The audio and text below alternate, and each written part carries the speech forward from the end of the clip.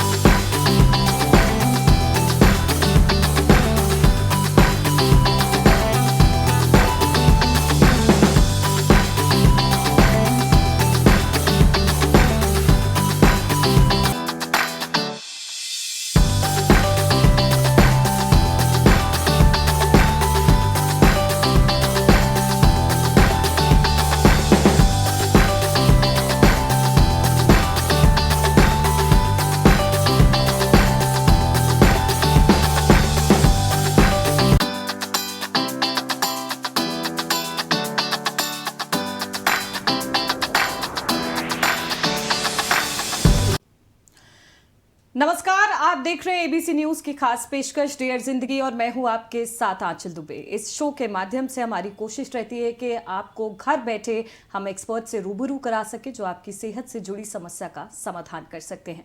आज स्टूडियो में मौजूद है हमारे साथ डॉक्टर दीप्ति तिवारी जो कि मेंटल हेल्थ स्पेशलिस्ट हैं और आज का स्पेशल एपिसोड है बच्चों की मेंटल हेल्थ को लेकर के।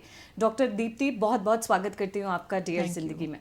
तो मैम, सबसे पहले तो बताइए कि मेंटल हेल्थ की डेफिनेशन क्या है। अलग अलग लोगों के लिए मेंटल हेल्थ के अलग अलग मायने हैं, बट एक्चुअली क्या है मेंटल हेल्थ?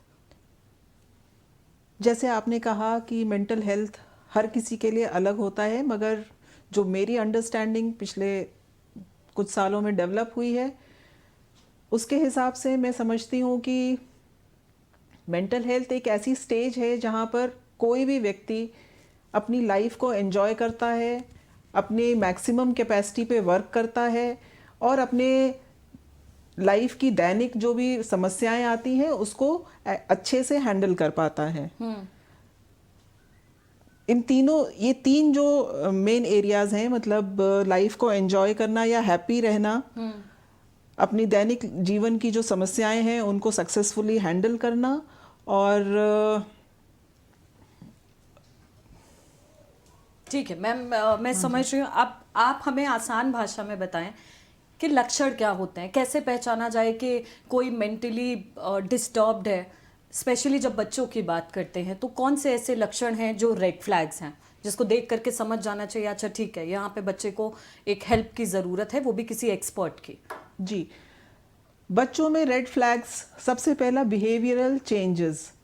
कोई भी बच्चा ऐसा नहीं कह सकते हैं कि शांत रहने लगा है तो वो मेंटली डिस्टर्ब है या शांत रहने वाला बच्चा प्रॉब्लमेटिक है, मगर किसी भी बच्चे में जो कि पहले बहुत बोलता था अब शांत रहने लगा है या पहले शांत रहता था अब बहुत ज़्यादा बोलने लगा है, मतलब कोई भी बिहेवियरल चेंजेस अगर होते हैं तो हमको सतर्क हो जाना चाहिए। हमको ये समझ जाना चाहिए कि बच्चे के साथ में कुछ ना कुछ प्रॉब्लम है। तो एक बिहेवियरल चेंजेस, नींद में डिस्टरबेंस अगर होता है, बच्चा चिड़चिड़ा है, हर छोटी बड़ी बात पर गुस्सा हो रहा है या खाना ठीक से नहीं खाता है, पढ़ाई में मन नहीं लग रहा है जो कि पहले लगा करता था, ये सारे कुछ रेड फ्लैग्स हैं जिन पर कि हमको सतर्क हो जाना चाहिए। ठीक है मैम, जब बच्चों की काउंसलिंग की बात करते हैं तो पेरेंट्स के मन में तरह तरह के ख्याल आते हैं कि मेंटल काउंसलिंग की ज़रूरत क्या है, ये थेरेपी की ज़रूरत क्या है, क्या मेरा बच्चा पागल है, ऐसा मन में आता है। तो इसको लेकर के आप क्या कहेंगी? क्या ये मिथ है या इस तरह के शब्दों को जब आप एक साथ मिलाते हो तो वो ऑलरेडी जो बच्चा डिस्टर्ब्ड है उसकी पर्सनालिटी को और डिस्टर्ब कर देता है? बिल्कुल, हमारे समाज में सिर्फ बच्चों को लेकर ही नहीं, किसी भी तरह की मेंटल प्रॉब्लम को लेकर बहुत सारे टैबूज हैं, बहुत सारी भ्रांतियां हैं कि एक शारीरिक बीमारी को बहुत लोग आम समझते हैं, लेकिन मानसिक बीमारी को बीमारी ही नहीं समझा जाता है। कई बार उसको नाटक कर रहा है, नौटंकी कर रहा है, बच्चा है तो शैतानी कर रहा है, इस तरह की लैंग्वेजेस यूज़ की जाती हैं, या फिर बिल्कुल ही पागल लेबल कर दिया जाता है। लेबलिंग बहुत ज़्यादा है मेंटल हेल्थ में। तो जब भी हम काउंसलिंग की बात करते हैं, हम लोग रीच आउट करते हैं लोगों को, तो बहुत रेजिस्टेंस हमें मिलती है। जबकि फैक्ट क्या है कि हम सब लाइफ में कभी ना कभी इस तरह की सिचुएशंस में आते हैं जहाँ पर हमारा अपना एक्सपोजर या हमारी अपनी नॉलेज शॉर्ट हो जाती है, जहाँ पर हमें लगता है कि हम अपने जीवन की समस्या को या इस परिस्थिति से हम अपने आप बाहर नहीं निकल पा रहे हैं, और हमें किसी ऐसे व्यक्ति की सहायता चाहिए जो कि हमसे ज़्यादा समझदार हो, या कि सिचुएशन को एक डिस्टेंट तरीके से देखकर हमको गाइड कर सके और हम अपने जीवन की उस समस्या से बाहर निकल सके। तो काउंसलिंग सिर्फ इतना ही है कि लाइफ में हम अगर किसी भी सिचुएशन का सामना अकेले नहीं कर पा रहे हैं तो हमको उसमें किसी की सहायता लेकर आगे बढ़ना है। तो इसमें कोई, मेरे हिसाब से कोई टैबू की बात ही नहीं आती है। तो कई ऐसे पेरेंट्स हैं जिनके लिए आपका ये मैसेज बहुत इंपॉर्टेंट हो जाता है कि ये कोई टैबू की बात नहीं है कि अगर आपका बच्चा मेंटली वीक है या उसको कंसल्ट कराने की ज़रूरत है, थेरेपी के लिए सजेस्ट किया जा रहा है, तो इसमें कोई प्रॉब्लम नहीं है। आपका बच्चा पागल नहीं है, उसे बस कुछ हेल्प की ज़रूरत है जो उसके ग्रोथ और डेवलपमेंट में काम करेगा। देखिए, ऐसा था कि पुराने समय में हमारी एक बड़ी फैमिलीज होती थी और बच्चों को बहुत सारा सपोर्ट मिलता था। अब वो सपोर्ट नहीं है, बच्चों के एक्सपोजर्स बहुत ज़्यादा हैं, बच्चों पर प्रेशर बहुत ज़्यादा है, तो उनकी लाइफ में बहुत अर्ली स्टेज पर ऐसी सिचुएशंस आ जाती हैं जिसको वो हैंडल नहीं कर पाते हैं। उनका ब्रेन, उनका सिस्टम इतना स्ट्रांग नहीं होता है कि वो सारी प्रॉब्लम्स अपनी हैंडल कर सकें। उस सिचुएशन में उनको काउंसलिंग की ज़रूरत पड़ती है। तो इसमें मेरे हिसाब से तो कोई भी टैबू की तो बात ही नहीं है। बिल्कुल ठीक है। एक ऐसी ही सिचुएशन की बात करते हैं जब बच्चे छोटे होते हैं, तो कुछ बच्चे होते हैं जो मोटापे का शिकार हो जाते हैं, ओबीस हो जाते हैं, बचपन से ही मोटापा झलकने लगता है। तो ऐसे बच्चों को क्लास में, स्कूल में दूसरे बच्चे बुली करते हैं, परेशान करते हैं। बिल्कुल। जब परेशान करते हैं और लगातार जब आप एक ही चीज़ को बार बार दोहराओगे and that is also negative, तो ऐसी सिचुएशन से बच्चों को कैसे बाहर निकाला जाए, जो थोड़े से जिनमें इन्फीरियोरिटी कॉम्प्लेक्स हो जाता है, उन्हें लगता है कि यार मैं तो मोटा हूँ, अब तो कुछ नहीं हो सकता है, मैं तो कम हूँ बाकी बच्चों से। ऐसी सिचुएशन को कैसे डील करें? देखिए, बच्चों के वर्ल्ड में दो मेन एस्पेक्ट्स होते हैं। एक उनका घर या उनके पेरेंट्स, और दूसरा उनका पीयर ग्रुप। और नेचुरली पेरेंट्स ज़्यादा इम्पोर्टेंस रखते हैं किसी भी बच्चे के वर्ल्ड में। तो अगर पेरेंट्स उस चीज़ को, किसी भी नेगेटिव पॉइंट को, बच्चे की पर्सनैलिटी का कोई भी नेगेटिव पॉइंट है, सिर्फ मोटापा ही क्यों कहें, तो अगर पेरेंट्स उसके प्रति एक सकारात्मक रवैया रखते हैं तो दुनिया के कहने से उतना फ़र्क नहीं पड़ता है। बेसिकली अगर हम साइकोलॉजी के पॉइंट ऑफ व्यू से देखें तो सेल्फ इमेज इसको कहते हैं। तो अगर पेरेंट्स किसी भी बच्चे की सेल्फ इमेज को पॉजिटिवली डेवलप कर पाते हैं तो दुनिया के कहने से फ़र्क नहीं पड़ता है। तो ये डेफिनेटली पेरेंट्स की जिम्मेदारी है कि एक पॉजिटिव सेल्फ इमेज बच्चे में डेवलप कराएं अर्ली एज से। हर समय उसकी कमियां या शॉर्ट कमिंग्स को पॉइंट आउट करने से की जगह पे, या उसके साथ साथ एटलीस्ट उसके प्लस पॉइंट्स को भी हाईलाइट किया करें, उसकी अच्छाइयों को भी हाईलाइट करें, छोटी छोटी बातों में प्रेज करें, और एक अच्छा हैप्पी एटमॉस्फेयर घर में क्रिएट करके रखें। तो इस तरह की समस्या जनरली आती नहीं है, और आती भी है तो बच्चे उसको हैंडल कर लेते हैं खुद ही। ठीक है मैम, ये बताइए कि जब बात करते हैं घरों को लेकर के, तो कई ऐसे घर हैं जिसमें प्रॉब्लम्स हैं झगड़ों को लेकर के, डोमेस्टिक वायलेंस है, हस्बैंड वाइफ में मारपीट चल रही है, या इस तरह के इश्यूज हो रहे हैं। ऐसे में जब बच्चा एक्सपोज्ड होता है ऐसी सराउंडिंग से, तो कहा जाता है उस पर भी बहुत फ़र्क पड़ रहा है। तो ऐसे बच्चे जो इस तरह के सिनेरियो में एक्सपोज्ड हैं, कैसे वो उनकी पर्सनालिटी को कैसे निखारा जाए? आप समझिए कि इतना बड़ा ट्रॉमा लेकर के वो चल रहे हैं, मगर वो बाहर डिस्कस नहीं करते हैं अपने घर की चीज़ें। तो ऐसे बच्चों की अपब्रिंगिंग में किस तरह के फ़र्क देखने को मिलते हैं? देखिए, जैसा मैंने कहा कि बच्चे की दुनिया में पेरेंट्स का बहुत बड़ा रोल है, या कहें तो कुछ एक साल तक 4-5 साल तक पेरेंट्स ही उसकी दुनिया होते हैं। तो अगर उसकी दुनिया में लड़ाई झगड़ा कंटिन्यूअसली चल रहा है तो बच्चा डिस्टर्ब रहता है, मेंटली डिस्टर्ब होता है, इमोशनली डिस्टर्ब होता है। तो हर बच्चे के रिएक्शंस डिफरेंट होते हैं। कुछ बच्चे बिल्कुल डिस्टेंट हो जाते हैं, कुछ बच्चे बहुत ज़्यादा चुप हो जाते हैं या बहुत डरने लगते हैं। तो बिहेवियरल प्रॉब्लम्स बहुत तरह की देखने को मिलती हैं। और अगर उनके रेमेडी की बात करें तो पहली बात तो ये है कि रेमेडी करवाना कौन चाहता है। अगर दोनों में से कोई एक पेरेंट एफर्ट लेता है बच्चे की बिहेवियरल करेक्शन के लिए या बच्चे को बेटर अपब्रिंगिंग देने के लिए, तो ऐसे केस में थेरेपीज़ बहुत इफ़ेक्टिव होती हैं। बच्चों के लिए आर्ट थेरेपी, हम लोग प्ले थेरेपी यूज़ करते हैं, जहाँ पर ड्राइंग के माध्यम से बच्चे की फीलिंग्स, क्योंकि बच्चा है अपनी फीलिंग्स को बता नहीं पाता है, तो ड्राइंग करवा के तरह तरह की उससे उसकी फीलिंग्स को हम बाहर निकलवाते हैं। प्ले थेरेपीज़ होती हैं जहाँ पर हम लोग डॉल्स या कुछ सिंबल्स के थ्रू बच्चे के मेंटल स्टेटस को समझने की कोशिश करते हैं कि आखिर बच्चा हाँ जी बताना क्या चाह रहा है, अभिव्यक्ति क्या कर रहा है। और करेक्शन के लिए फिर हम लोग सोशल स्टोरीज का यूज करते हैं। ठीक है, तो ये इस तरह की एक्टिविटीज में जब आप इंगेज करते हैं तो जानने की कोशिश करते हैं कि बच्चे के अंदर आखिर कौन सा ऐसा भाव है जो छुपा हुआ है, निकल के नहीं बाहर आ रहा है। ठीक है मैम, ये बताइए, बहुत से बच्चे हैं जब छोटे होते हैं तो वो अवेयर नहीं होते हैं अपने प्राइवेट पार्ट्स को लेकर के, या मॉलेस्टेशन कहें या फिर सेक्सुअल एक्सप्लॉयटेशन कहें। कई बार बचपन में ही उनके साथ ऐसे कुछ ट्रॉमा हो जाते हैं जिससे वो ओवरकम नहीं कर पाते हैं। ये बचपन की बात कर रही हूँ। ये समय के साथ कई तरह के डिसऑर्डर्स पैदा करता है बच्चों में, जो कि आगे जा कर के बहुत प्रॉब्लम्स क्रिएट करते हैं उनकी पर्सनल लाइफ में।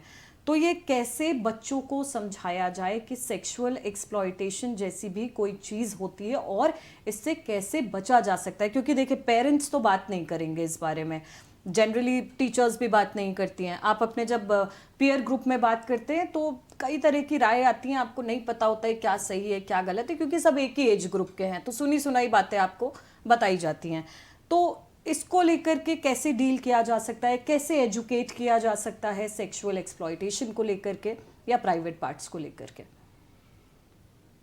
देखिए, पेरेंट्स को तो बात करनी पड़ेगी, इसके सिवा कोई चारा नहीं है। क्योंकि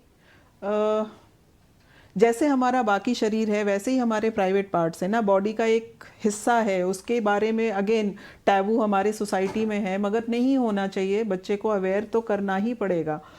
और आजकल गुड टच, बैड टच और इसके बारे में अवेयरनेस के लिए बहुत सारे ग्रुप्स वर्क कर रहे हैं, बहुत सारी स्कूलों में वर्कशॉप्स होती हैं, बच्चे अवेयर हो रहे हैं ग्रेजुअली। और अगर पेरेंट्स को, मुझे लगता है कि पेरेंट्स को डायरेक्टली बात करने में दिक्कत होती है, तो बहुत सारे वीडियोस यूट्यूब पर अवेलेबल होते हैं इस तरह के, वो बच्चों को दिखाने चाहिए। और जब बच्चे उससे रिलेटेड क्वेश्चंस पूछें तो पेरेंट्स को आंसर करना चाहिए। तो ये एक झिझक है पेरेंट्स में कि बच्चों के साथ खुल करके आप सेक्स एजुकेशन पे बात नहीं कर सकते हो। हाँ, झिझक तो है, मगर झिझकने से काम चलता नहीं है ना।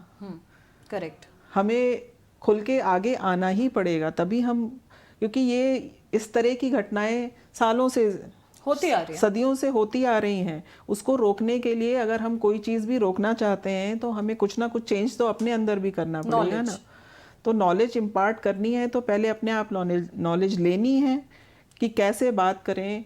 यूट्यूब पर इतने सारे आजकल रिसोर्सेज अवेलेबल हैं, बच्चों को किया जा सकता है, बहुत इजीली किया जा सकता है। और बाकी ऐसा नहीं है कि स्कूलों में बात नहीं होती है। अब स्कूलों में बात होने लगी है, इस तरह की वर्कशॉप्स काफ़ी स्कूलों में होती हैं, बाकियों में भी होंगी समय के साथ में। ऐसे बच्चे जिनके साथ इस तरह का ट्रॉमा हो चुका है, वो इसको कैसे ओवरकम करें? बचपन में हो गया मगर माँ बाप को नहीं बता पा रहे हैं, बिहेवियरल चेंजेस देखने को मिल रहे हैं बच्चों के अंदर, बात नहीं कर रहा है, एक्सपोजर नहीं ले रहा है, लोगों से घुलता मिलता नहीं है, सोशल गैदरिंग्स में जाना बंद कर दिया है, मन नहीं लग रहा है। तो कैसे पहचाने कि क्या उनके साथ कोई ऐसा वाकया हुआ है जिसके बारे में वो बात नहीं कर पा रहे हैं? देखिए, जो हमने एकदम शुरू में बात करी थी कि बच्चे के अंदर बिहेवियरल चेंजेस अगर हो रहे हैं तो ये पेरेंट्स के लिए रेड फ्लैग है कि बच्चे के साथ समय दें और उनको ये मौका दें कि वो अपनी बात पेरेंट्स को कह सकें। और कोई भी बच्चा देखिए अपने आप तो इसके लिए कुछ कर नहीं पाएगा, या तो वो टीनेज तक पहुंचते पहुंचते जब वो अपने सेक्सुअल सेल्फ के लिए अवेयर होता है तब वो समझ पाता है कि क्या हुआ है मेरे साथ। तो उस एज पर आने के बाद बहुत सारे अगेन ऑनलाइन रिसोर्सेज हैं, ऑनलाइन काउंसलिंग के एवेन्यूज़ हैं जहाँ पर बच्चा अपनी बात कह सकता है या हेल्प सीख कर सकता है। बहुत सारे कुछ एक फ्री ऑफ कॉस्ट भी लोग कर रहे हैं, तो ऐसे साइट्स को आप देख सकते हैं। और आई थिंक सपोर्ट लेने के सिवा और कोई तरीका नहीं है जिससे कि इस ट्रॉमा से बच्चा कोई भी व्यक्ति ओवरकम कर सके इस ट्रॉमा को। ठीक है मैम, आपने बात करी बच्चों के डेवलपमेंट को लेकर के कि किस तरह से बच्चा डेवलप हो रहा है या उसमें क्या चेंजेस नज़र आ रहे हैं, उसको लेकर के बात करनी चाहिए या पेरेंट्स को नोटिस करना चाहिए कि क्या रेड फ्लैग्स हैं। मगर कई बार ये भी होता है कि बच्चे की पर्सनैलिटी ही हो सकता है इंट्रोवर्ट हो, वो बचपन में जैसा था क्या वो बड़े होकर के भी जब वो अपने 11-12 साल का होता है तो क्या उसकी पर्सनालिटी चेंज होना एक कॉमन है कि वो इंट्रोवर्ट बच्चा है कि वो एक्सट्रोवर्ट बच्चा है, वो किस तरह की सराउंडिंग को प्रेफर कर रहा है। ये भी तो हो सकता है कि वो इस तरह के कोई डेवलपमेंट हो रहे हों जो माँ बाप नहीं नोटिस कर पा रहे हैं बच्चे में, या कैसे पहचाने? आसान भाषा में मैं कहूँ तो कैसे पहचाने? देखिए, पर्सनालिटी एक डायनेमिक चीज है। पर्सनालिटी कोई ऐसा नहीं है कि एक फिक्स चीज है, जैसी मेरी 10 साल पहले थी आज भी वैसे ही है। एक डायनेमिक चीज है, वक्त के साथ एक्सपीरियंसेस के साथ चेंज होती रहती है। तो बच्चे की भी चेंज होती है डेफिनेटली, और टीनेज में जाकर तो बहुत ज़्यादा चेंज होती है क्योंकि दुनिया को देखने का नज़रिया उनका बदलता है, बहुत सारे एक्सपोजर्स उनको नए नए मिलते हैं, तो पर्सनालिटी चेंज होती है। तो ऐसे केस में केवल ओपन कन्वर्सेशन ही एक तरीका है। पेरेंटिंग ऐसा नहीं कि बच्चा पैदा कर दिया और हमारी जिम्मेदारी खत्म हो गई। पेरेंटिंग एक बहुत इम्पोर्टेंट है ना, कंटिन्यूअस एक प्रोसेस है। स्ट्रगल भी मैं नहीं कहूंगी, जैसे ऐसा नहीं। पेड़ को लगाते वक्त आपका खाद पानी देना बहुत जरूरी है, वैसे ही बच्चे की अपब्रिंगिंग। और एक बहुत छोटी सी चीज है कन्वर्सेशन करना, समय देना बच्चे को। वो समय अगर आप देंगे तो ऐसा नहीं हो सकता कि बच्चा, क्योंकि वो खुद ही कहने के लिए बेताब है, वो खुद ही परेशान है, उसको चाहिए कोई ऐसी जगह जहाँ पर वो कह सके। तो अगर पेरेंट्स समय देते हैं, घर का कोई भी व्यक्ति उसको समय देता है तो बच्चा कहेगा। और रही बात ये कि वो चेंजेस नॉर्मल हैं या एबनॉर्मल हैं, तो 2-4 बार बात करके अगर हर बार बच्चा ये कहता है कि नहीं मुझे कोई प्रॉब्लम नहीं है, तो आई थिंक उसको मान लेना चाहिए कि हाँ कोई प्रॉब्लम नहीं है, वो एक नेचुरल कोर्स में कुछ चीज़ें सीख रहा है या कुछ सोच रहा है। और अगर 2-4 बार में आप समय देने के बाद बच्चा बताता है, अगर कोई प्रॉब्लम होगी तो वो डेफिनेटली बताएगा। अगर माँ बाप क्लोज हैं तो वो बात जरूर करेंगे इस बारे में। और क्लोजनेस का सिर्फ एक ही मेरे हिसाब से मूल मंत्र है, बातचीत करना। ठीक है, तो सारे डिफरेंसेस आपके सॉर्ट हो सकते हैं और आप समझ सकते हैं कि बच्चा कहना क्या चाह रहा है। ठीक है, हमें ये बताइए कि कुछ माँ बाप ऐसे होते हैं जो अपने बच्चों को डांट करके मार करके समझाते हैं, इतनी पिटाई करते हैं कि उन्हें लगता है एक दिन तो बच्चा सीख ही जाएगा, बट एक्चुअली उसका वो टेम्परामेंट ही नहीं है। आप पिटाई करते रहिए, बच्चा और ढीठ होता जाएगा। तो ऐसे पेरेंट्स के लिए क्या सुझाव है जो ये समझ ही नहीं पाते कि बच्चे को प्यार से समझाना है कि मार के, या कब मार के समझाना है और कब प्यार से समझाना है? तो क्या कोई बाइफर्केशन है इसको लेकर के? देखिए, मेरे हिसाब से मारना तो कोई सोल्यूशन है ही नहीं। मारता तो कोई भी पेरेंट, मैं भी पेरेंट हूँ तो मैं अपने एक्सपीरियंस से भी कह सकती हूँ कि मारना तो तब होता है जब आप अपना फ्रस्ट्रेशन किसी दूसरे पर निकाल रहे हैं, और बच्चा तो ईजीएस्ट टारगेट है जिसके ऊपर आप निकाल सकते हो अपना फ्रस्ट्रेशन। तो पेरेंट्स अपना फ्रस्ट्रेशन कंट्रोल करें सबसे पहले तो, और उसके बाद बच्चे से बात करें। मारपीट है ना, किसी के लिए भी इस तरह का एक टॉर्चरस वे कोई तरीका नहीं है सिखाने का।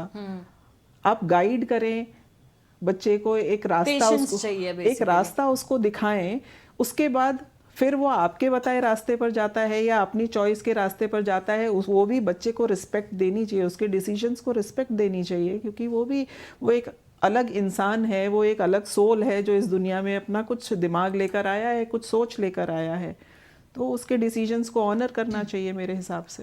आपने बच्चों के डिसीजन को लेकर के बात कही तो मेरे दिमाग में एक सवाल आया। एक समय आता है जब बच्चों को लगता है मैं बड़ा हो गया हूँ, अब मैं अपने डिसीजंस खुद ले सकता हूँ। वहाँ पे माँ बाप लगातार इंटरफेयर करते हैं। बच्चों के करियर को लेकर के बात करनी हो, फिर चाहे वो उनकी लाइकिंग को लेकर के बात करनी हो, बराबर कॉन्स्टेंटली इस चीज़ पे प्रेशर क्रिएट करते हैं कि जो मैं कह रहा हूँ वो सही है, क्योंकि मैं एक्सपीरियंस के साथ बोल रहा हूँ। तुम अभी छोटे हो, नए हो, तुमने दुनिया नहीं देखी है।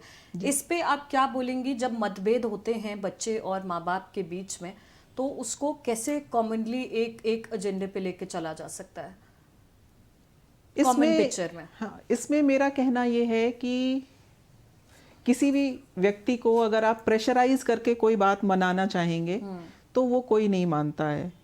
उस समय चाहे मान भी ले, लेकिन वो एक रेबेलियस बिहेवियर को बढ़ावा देता है ना।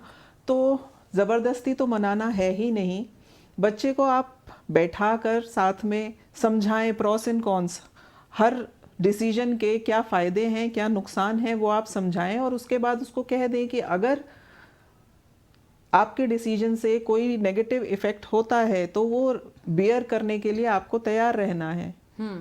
उसको सारी अच्छाई बुराई किसी भी डिसीजन की समझाएं और उसके बाद डिसीजन उस पर छोड़ें। और गलती अगर वो करता है, बच्चा कोई भी गलती करता है, मैंने भी करी है अपनी लाइफ में, आपने भी करी है, हर कोई करता है, और हम कितने भी कॉशियस रहें फिर भी गलतियां हो ही जाती हैं। तो गलतियां, बच्चों की गलतियों को एक्सेप्ट करें, उन्हें सपोर्ट करें और उनको अपना रास्ता अपने आप बनाने दें। एम्पावरिंग इसी को कहते हैं, है ना। किसी को भी हम अगर हमेशा हाथ पकड़ा के चलाते रहेंगे तो वो कभी अपने आप चलने के लिए तैयार नहीं हो पाएगा। करेक्ट, ठीक है। मैम ये बताइए, बच्चों में जैसे जब छोटे होते हैं तो उस वक्त वो अपने माँ बाप के सबसे ज़्यादा करीब होते हैं। 12-13 साल के होते हैं तो अपने फ्रेंड्स को ही सब कुछ मान लेते हैं जी। थोड़े और बड़े होते हैं तो एक लाइकिंग जनरेट होने लगती है लड़के और लड़की के बीच में। स्कूल्स की ही बात कर रहे हैं, बच्चों के ही लेवल की बात कर रहे हैं। उस लाइकिंग को जब पेरेंट्स जानते हैं तो उस पर कैसे रिएक्ट करना चाहिए? माँ बाप सहम जाते हैं, अच्छा तुम्हें ये पसंद है, ये क्या है, ये अभी उम्र पढ़ाई वाली है कि ये अफेयर वाली है। इस तरह से आप जब किसी सिचुएशन को डील करते हैं तो क्या इसमें नुकसान देखने को मिलते हैं? किस तरह से अपने बच्चे को समझाएं कि इस वक्त क्या सही डिसीजन लेना चाहिए, ये बताइए। देखिए, लाइकिंग अगेन, लड़का लड़की दोनों की बात कर रहे हैं। बिल्कुल ठीक। लाइकिंग अगेन एक नॉर्मल साइकोलॉजिकल डेवलपमेंट का हिस्सा है, और टीनेज पर जाकर 15, 16, 17 साल की एज में जाकर हर किसी को ये डेवलप है ना, ये डेवलप होता है। ना डेवलप हो तो हमें थोड़ा सा है ना, थोड़ी चिंता का विषय है। तो बच्चों को 2 चीज़ें समझानी चाहिए। एक तो ये समझाना चाहिए कि लाइकिंग किसी की भी है तो वो जीवन का सिर्फ एक हिस्सा है ना। उसके अलावा हमारी पढ़ाई, हमारी फैमिली, हमारा सोशल सर्कल, जो कुछ भी है, हमारी फैमिली, वो सब चीज़ें साथ साथ में चलती हैं। तो बैलेंस, हाँ, इन सब चीज़ों के, लाइफ के डिफरेंट एस्पेक्ट्स को एक बैलेंस में लेकर चले। वो चीज़ को, अब जैसा मैंने अभी पहले कहा कि थोपना नहीं है कोई भी डिसीजन। अगर किसी के लिए लाइकिंग है तो फाइन, ठीक है, मगर उसको उतनी ही इम्पोर्टेंस दें जितनी कि आप अपनी पढ़ाई को देते हैं, अपने स्पोर्ट्स को देते हैं, अपने एंटरटेनमेंट को देते हैं, या अपनी फैमिली को देते हैं। सबको ये 5-6 चीज़ें जो भी इम्पोर्टेंट होती हैं उस जीवन की स्टेज में, सबको इक्वल इम्पोर्टेंस दीजिए। दूसरी चीज़ कि जब हम लोग इस तरह की बात करते हैं पेरेंट्स, तो ये भूल जाते हैं कि हमने भी अपनी उम्र में ये सब चीज़ें फेस करी थी, और जनरली लोग इस तरह के इन्फैचुएशन से उबर जाते हैं।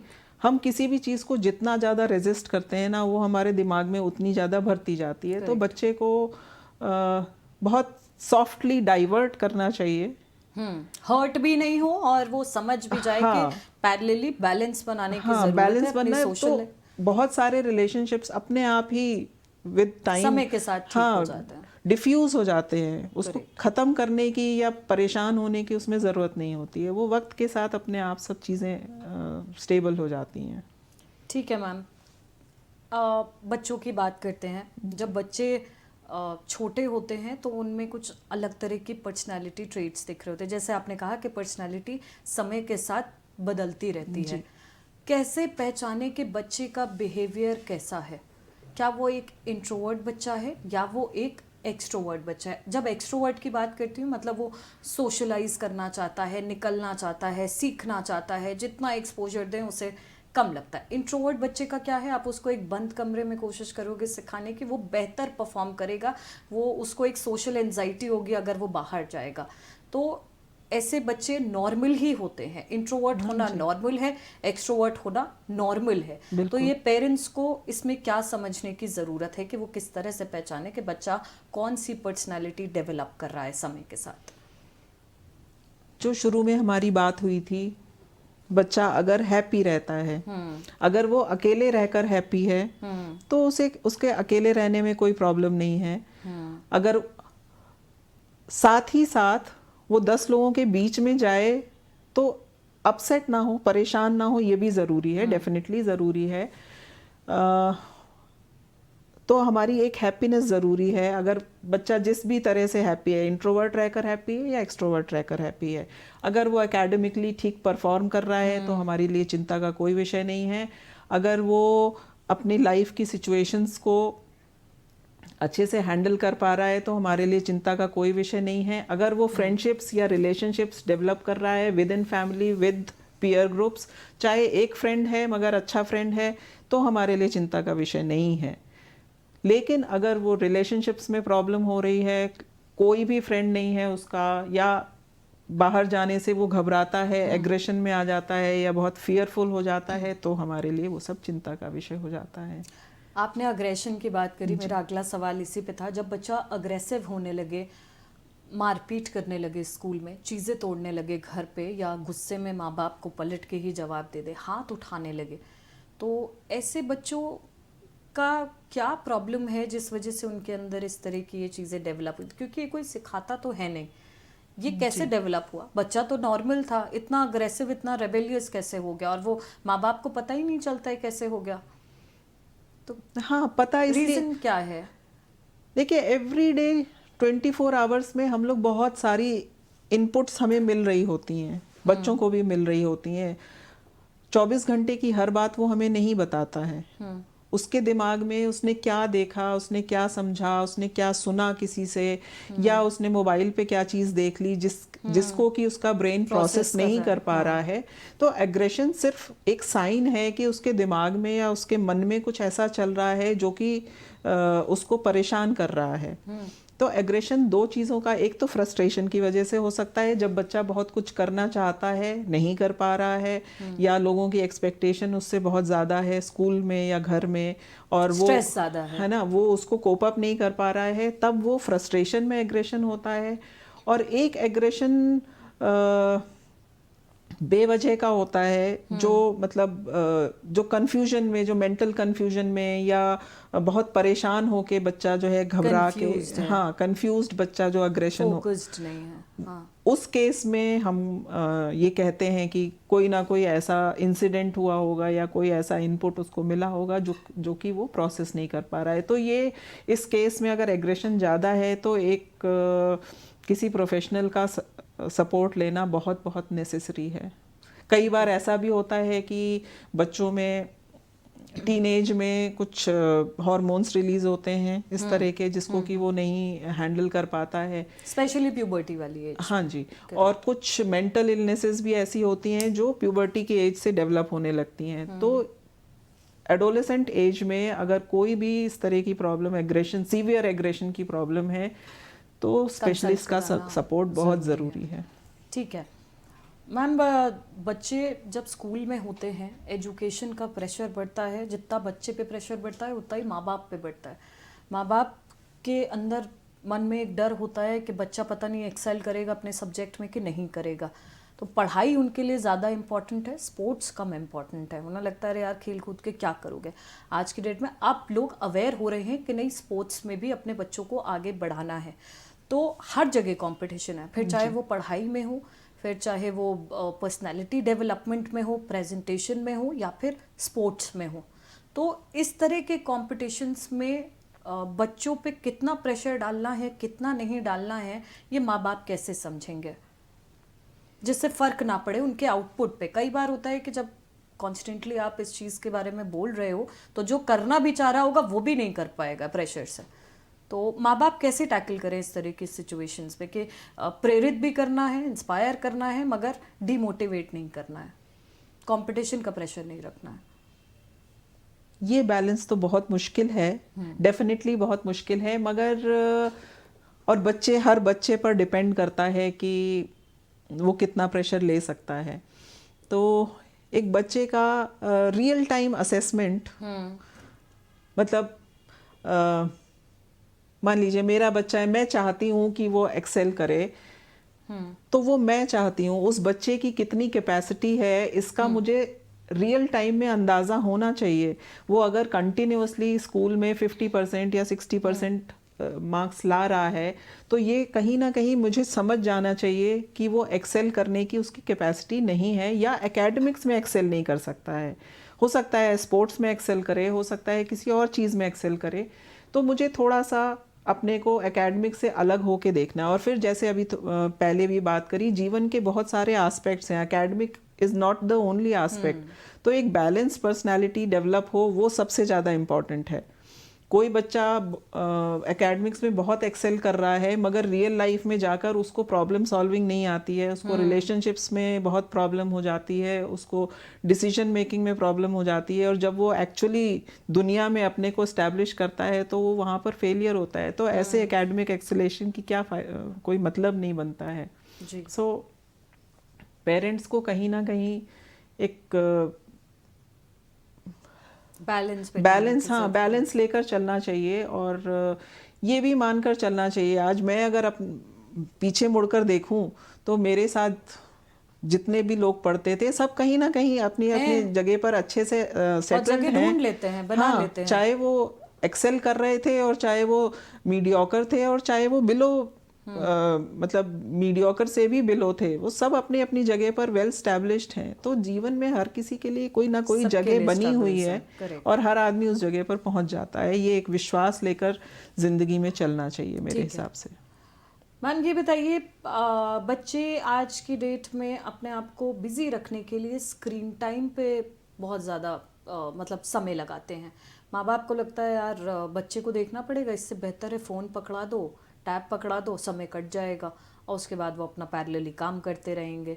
तो ये जो स्क्रीन टाइम है, इससे कितने नुकसान हो रहे हैं बच्चे के मेंटल डेवलपमेंट पे? क्या वो समय से पहले बड़े हो रहे हैं? अगर पहले के ज़माने में टेक्नोलॉजी जहाँ पे नहीं थी, वो खेल कूद में एंगेज होते थे, बातचीत करते थे, एक्स्ट्रा करिकुलर में बिजी हैं, बट अब फ़ोन, टैबलेट, मोबाइल गेम्स, इन्हीं सब में बिजी हैं। तो क्या लगता है इससे बहुत फ़र्क पड़ा है आज की डेट में? बिल्कुल, बहुत फ़र्क पड़ता है। सबसे पहली तो ये चीज़ है कि जो हमारा डेवलपमेंट होता है, फिज़िकल डेवलपमेंट के साथ साथ मेंटल डेवलपमेंट होता है। तो अगर फिज़िकली बच्चा एक्टिव नहीं है तो दिमाग का डेवलपमेंट कहीं ना कहीं कॉम्प्रोमाइज़ होता है। तो पहली चीज़ तो यही है, बहुत छोटी एज से अगर आप मोबाइल और स्क्रीन टाइम बच्चे का बढ़ाते हैं तो फिज़िकल एक्टिविटीज़ कम हो जाती हैं, ब्रेन डेवलपमेंट बहुत अच्छा नहीं होता है। दूसरी चीज़ कि जब बच्चा स्क्रॉल करता है तो उसको क्या क्या इनपुट्स मिल रहे हैं, उसमें किस तरह के एड्स आ रहे हैं, किस तरह का कंटेंट वो देख रहा है, उसकी हम मॉनिटरिंग नहीं कर सकते हैं। बच्चा उन बहुत सारी ऐसी चीज़ें देख लेता है जिसको वो प्रोसेस नहीं कर पाता है। इवन कार्टून्स भी अगर हम लगा कर दे रहे हैं तो लैंग्वेज इस तरह की जनरली यूज़ होती है कि बच्चों की जो इनोसेंस है वो तो बिल्कुल ख़त्म हो जाती है और समय से पहले बड़े हो जाते हैं बेसिकली। बिल्कुल ठीक है मैम, क्योंकि समय का अभाव है, मैं चाहूँगी कि आप गार्जियंस को जो मैसेज दे सकती हैं, बच्चों की काउंसलिंग जितनी इम्पोर्टेंट है उतनी ही गार्जियंस की भी है, तो उन गार्जियंस के लिए क्या मैसेज है कि अपने बच्चों को किस तरह से डेवलप डेवलपमेंट में सहायक बने? देखिए, मेरा अपना ये सोचना है कि बच्चों को अपनी प्रॉपर्टी मानकर ना बड़ा करें। कोई भी बच्चा आपका बच्चा होने के अलावा वो एक इंडिपेंडेंट इंसान है, वो एक यूनिक इंसान है जिसकी अपनी सोच है, अपनी चाहते हैं, अपनी क्षमताएं हैं, अपने इंटरेस्ट हैं। तो उसको समझकर उसके हिसाब से उसकी ज़िंदगी आगे बढ़ाएं। और अपना कितना भी बिजी हैं, अगर बच्चे पैदा हुए हैं, हमने पैदा किए हैं, सोच के पैदा किए हैं, तो ये हमारी रिस्पॉन्सिबिलिटी बनती है कि हम उनको इतना समय दें कि हम उनके अच्छे बुरे हर चीज़ के साथी बन सकें। एक पेरेंट बनने के साथ साथ में हम उनके बेस्ट फ्रेंड भी बने, ये बहुत ज़रूरी है। दीप्ति जी, बहुत बहुत शुक्रिया हमारे साथ जुड़ने के लिए। तो आपको Thank बता you so दें much. कि आज हमारे साथ मौजूद थी डॉक्टर दीप्ति, जिन्होंने बताया कि किस तरह से आप बच्चों के मेंटल हेल्थ को लेकर के काम कर सकते हैं, उनके बिहेवियर को लेकर के अगर कोई चेंजेस हो रहे हैं तो उसको नोटिस करिए, अगर थेरेपी की ज़रूरत है तो फिर एक एक्सपर्ट को कंसल्ट कराइए। तो एक बार फिर हाजिर होंगे डियर जिंदगी में एक नए एक्सपर्ट के साथ और जानेंगे नई प्रॉब्लम्स का सोल्यूशन। तब तक आप देखते रहिए ABC न्यूज़।